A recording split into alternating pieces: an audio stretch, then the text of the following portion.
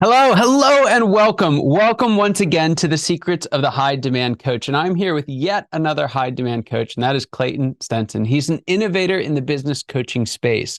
Now, his focus is on helping visionary business owners and their second in command develop strong communication, understand each other, and appreciate and leverage each other's strengths, especially within the EOS or Entrepreneurial Operating System. Now, he helps businesses of all sizes develop healthy team dynamics and break through the next level. And I'm so excited to have him here. So, Clayton, welcome to the show. We've been talking for a long time and then realized I was like, I've got to have you on the show. So I'm excited to have you here. I'm particularly excited to explore how you help visionaries and their second in command. Sometimes we call them operators or integrators. And so we'll get to all that in a second. But before we go there, I'd love to just hear a little bit about what you were doing before you were coaching and how that ultimately led you to make the leap into the space. Yeah, for sure. So before I was coaching, I was integrator, second in command of a construction company. We had about 20 staff, about 8 million revenue, and I, even prior to that, I worked actually as a church at a church, and I was kind of in a second in command type role there as well.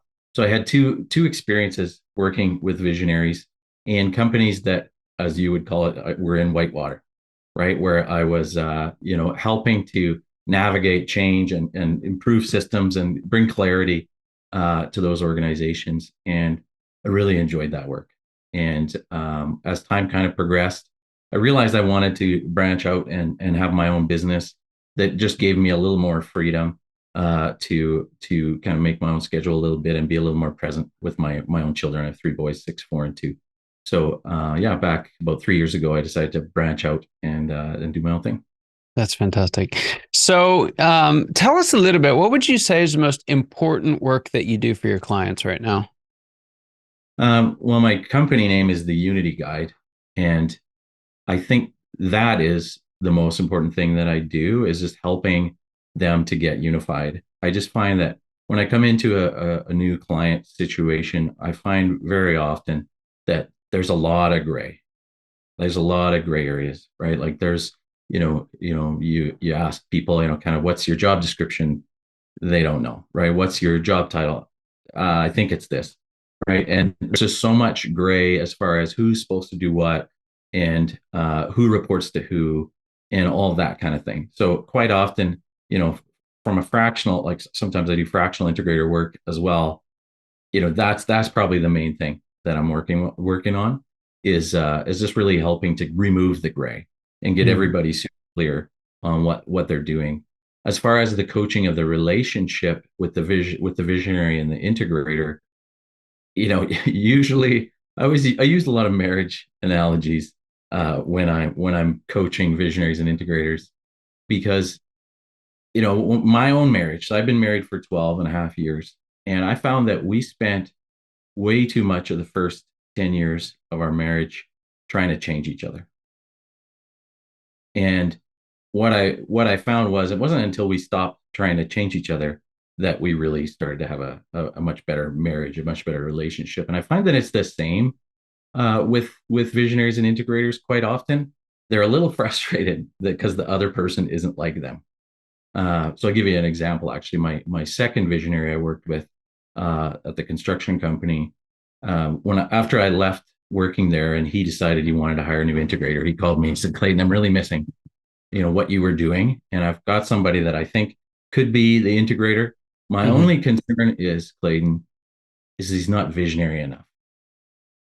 And I just started laughing, right? And I said to him, you're missing the point, right? Like you and I didn't work well together because I was visionary like you. You and I have worked well together because I was integrator. I was high on integrator and I could bring things to the table that you couldn't, right? And that's why we work together well. So yeah, I think quite often there's that element of you have to accept, that you can't do it all yourself, right? Yeah. And you need another person and then just learning how to you know work together well Mm. is So there's a couple of points in there that really jumped out at me. One is this yeah. idea of unity, and you talking about gray areas. And one of the things I've seen in team dynamics is oftentimes we don't go into the gray area because of this kind of desire for unity. Oh, if I do that, that's going to be in a really difficult conversation with that person. Or if I do that, it's going to step on their toes. Or if I eat right. So it's interesting that the very thing that you're going in and helping them do is oftentimes preserved for the sake of the very thing you're going in to create, right? In unity. So why is it that, those difficult conversations of creating clarity, even when it's uncomfortable, why is it that that ultimately drives unity? Yeah, it's a very good point that you raise because I find so one of the things that I always say is you need to run towards hard conversations. Don't put them off, right? Because that's what we tend to do, right? Is we just, I'll do that next week. I'll do that tomorrow, right? But the longer you put it off, the harder it is, the bigger it is in your mind. And then you're probably less and less likely to do it. And then it might go a year, and then there's all these unintended consequences that happen. And I'm dealing that with one of my clients right now. There's a lot of things that are being unveiled gradually as I ask questions and meet the team. And I'm seeing, wow, like there's a lot of dysfunction that's been created because somebody or multiple people didn't have the hard conversation that Right. they should have had a year and a half ago. Yeah. So a lot of what I do, like a lot of my coaching is, okay, let's get it on the schedule, like right now, right? Like, oh no, I don't have time. Oh no, let's do it tomorrow, right? Like we really need to address this. I'll be in the room. I'll help you navigate that conversation. But I'll just use the marriage analogy one more time. It's often those hard conversations that build the most intimacy Mm, afterwards, right? It's yeah. like when you go there and you fight. Like a friend of mine, he called me the other day. He's like, "Oh, my wife blew up on me the other day," and I said, "Oh, that's good." I said, "Dude, that's good. I'm glad." He's like, "What? What do you mean?" I'm like, "Well, she's an introvert. You're an extrovert. She needs that. You guys need to have those hard conversations, and she needs to tell you how she feels." And a lot of it's the same. It's the same in the relationship in the business world as well. Yeah. So I'm going to shift gears a little bit and hit on another Yeah. point that kind of came up as you're talking through it. And that was this idea of, the number two, right? And, different models have different names for them. And, but what I'd love to hear from you, it's one thing to recognize I need some help. I've found visionaries tend to come to that conclusion very quickly. What is not so easy to recognize is who's the right person to do that. So, the question that I have for you is what is it that makes a great number two? What should a visionary be looking for? Mhm. Well, I'll answer that in a couple of ways. The first one, I'll say, if you're going to promote from within, um, I think really two things: trust, right? I think the reason why I did so well as integrator in that first construction role is because I was the owner of the Visionaries pastor prior to me working with him. So there was a high level of trust. We had about 10-year relationship. I'd worked with him for 3 years. So he trusted me to the point where he gave me the reins essentially and stepped away. Like he was not very involved with the company anymore. So I think trust, if you're going to promote from within, trust is extremely important. And then they have to want it, right? Like they have to get it and want it. I got promoted because I came to him with a list of everything he complained about, right? And a list of how I would fix it if I were him.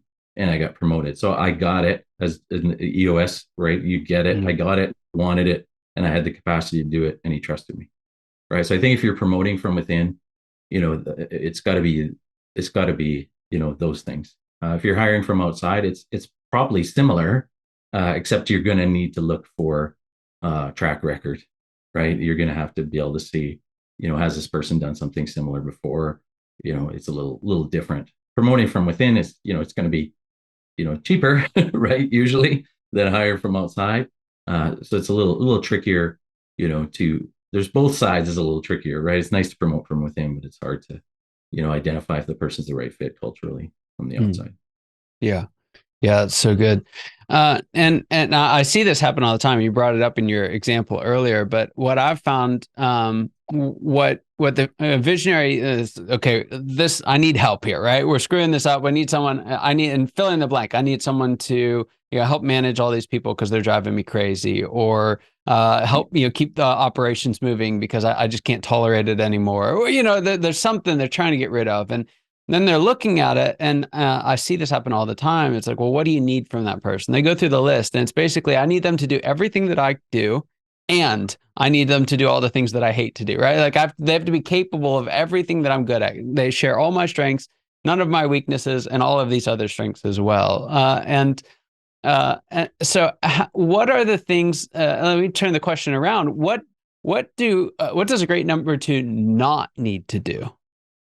Mm-hmm. That's a good question. What does number two not need to do? I would say typically a number two is not going to be a salesperson, right? The visionary is often a good salesperson and big relationship management type person. I would say the number two doesn't need to necessarily do that. Often, I think the best number twos are the ones that don't really care if they have the microphone. If they don't care if they really are the center of attention. They a lot of them like to be kind of behind the scenes, make things happen, grease the wheels and get everything kind of firing on all cylinders.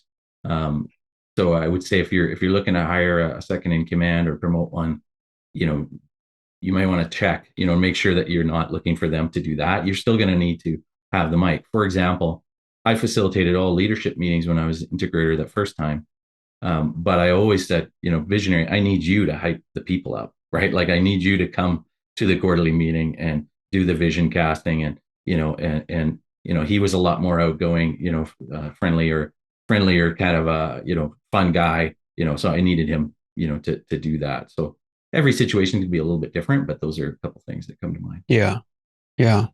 So to extend your marriage metaphor, if you will, a lot of couples tend to have fights around how they parent, or the budget, right, or how they spend money, or cleanliness and hygiene, right? Yeah, there's some classic fights in a marriage environment. What are some of the classic fights or challenges in a number one, number two relationship?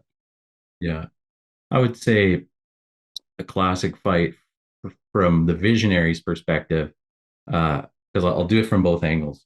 Right, from the visionary's perspective, I think a common frustration they would have is, they're poking holes in everything. Every idea that I have, the integrator or second in command is shutting it down. Has reasons why everything is not going to work, right? Like because they're analytical, right? They're logical. They're thinking through everything.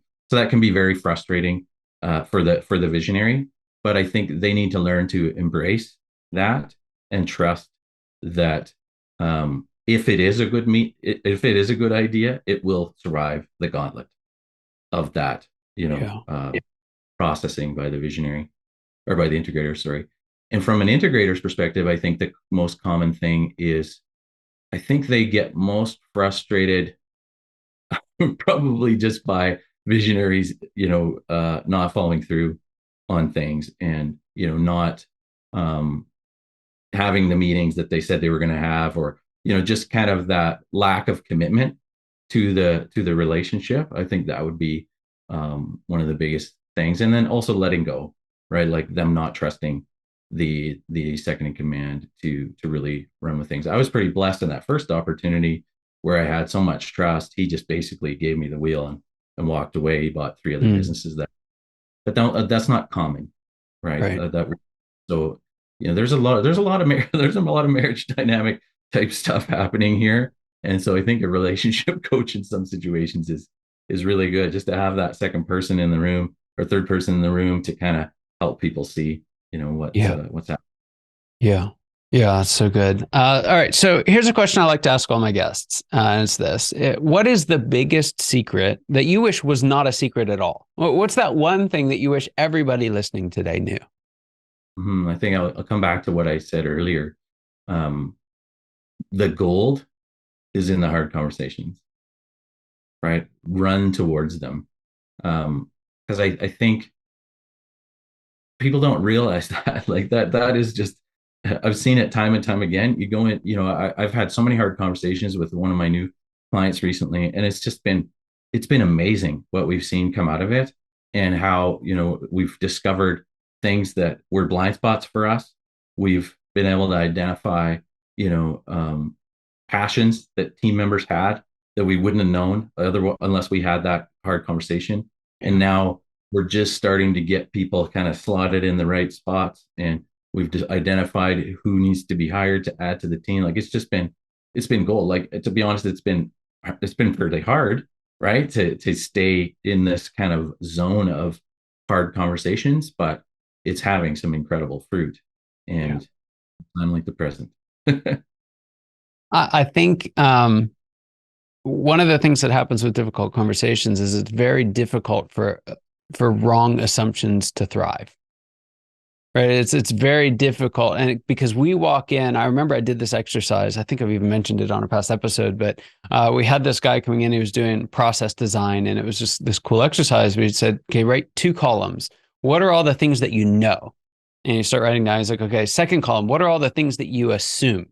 And it's like, oh shoot, it's like scratching out all the things on the no column and realize like there are very few things that I actually legitimately know about this situation. And there are a whole lot of assumptions happening. And when you kind of Yeah. mix that propensity to assume with interpersonal relationships, you can see how it gets very complicated, very messy, very quickly. And when we hold back, those things just stir and stir and stir in our mind. Yeah, for sure. And Fascinating. it's scary to have those hard conversations because it might be my fault, right? Something might be my fault. And I think I read a great book recently. I'm gonna put a plug in here for a friend of mine, Tim Spiker. He wrote a book called "The Only Leaders Worth Following." I don't know if you've read it, but he talks about how, how we need to be inwardly sound as leaders. And when I read that book, I was just so impacted by it. And I think we have to be secure and settled enough in ourselves and Yeah. in who we are as a person to be able to go into a conversation that's hard and accept the fact without getting defensive that I did something wrong, and then Yeah. own it and do something about it. Yeah. Yeah. So true. What is it? Others focused and inwardly sound, I think, are Yeah, inwardly sound and others focused. Yeah. yeah, yeah, yeah. Yeah, it's fantastic. All right. So, again, I'm going to kind of shift gears on us here. And I'd like for you to take your coach hat off for a second and put your CEO hat on, jump into the ring with the rest of us, and tell Yeah. us what's the next stage of growth look like for you and your business, and what challenges we have to overcome to get there. Yeah. So in business 3 years, and I've been learning, nonstop a lot of things and constantly out of my comfort zone. And for me, the next phase, so just a little bit about my business. So I'm doing about half time. I'm doing fractional integrator work, which I really love. I love being in the trenches and, solving problems. I learn a lot there and have an opportunity to help people. The other half of my business, I do the coaching, right? So the relationship coaching and coaching integrators and visionaries. And long term, my goal is to be in the coaching world. I feel a call towards that. I experienced what it's like to have an unhealthy visionary integrator relationship, the first visionary that I worked with. And I just feel this call to solve that problem and to help people with that. So, biggest things that I need to do is I just need to figure out uh, sales and marketing. Like I can help people, but I need to figure out how do I get the word out there, and how do I, build that presence. And I think I'm well on my way, but that's probably the biggest thing that I'm working on this Yeah. next year. Yeah. Yeah. Well, thank you for sharing. Now, I know there's some folks listening that, there's visionaries sitting in there thinking like, oh, I've had so many, like, it's like everything that you're saying is like, yep, yep, yep, yep, yep. So they're just resonating with all of it. And they want to know, what do I do? Right. So how can folks find out more about your work and how you can help? Yeah, so they can go to my website, which is just the unityguide.com. And on there they can book a call with me. I do a free consultation. I'm all about adding value as much as possible. So I'll jump on a call with them and just chat about their situation, and give some advice that might help them. And if it's a good fit, I'm not a salesy guy. If it's a good fit, we'll talk about maybe working together. If not, I'll give them some other recommendations or books or whatever that'll help them. Fantastic. Fantastic. So yes, if you're out there, you're a visionary and you either don't have a number two or you're struggling with your number two or you're in that number two seat, which is there's not a lot of content out there for number twos, right? There's a lot of stuff written for CEOs. There's a lot of stuff written for leaders in general, but there's very, very little resource out there dedicated specifically to number twos. So for those of you who are in that spot, that first leader who has to be a follower as well, it's a very unique challenge to be in. And genuinely saying this, I can't think of anyone better suited to help you navigate those waters than Clayton. And I don't say that lightly, but from what I know of him, just an absolutely profound understanding and a heart just to see you succeed. So Clayton, thanks so much for being on the show. It was just an absolute pleasure having you here. It was a brilliant conversation. And for those of you who are listening or watching, your time and attention mean the absolute world to us. You know that, and we're so thankful. I hope you got as much out of this conversation as I did, and I cannot wait to see you next time. Take care.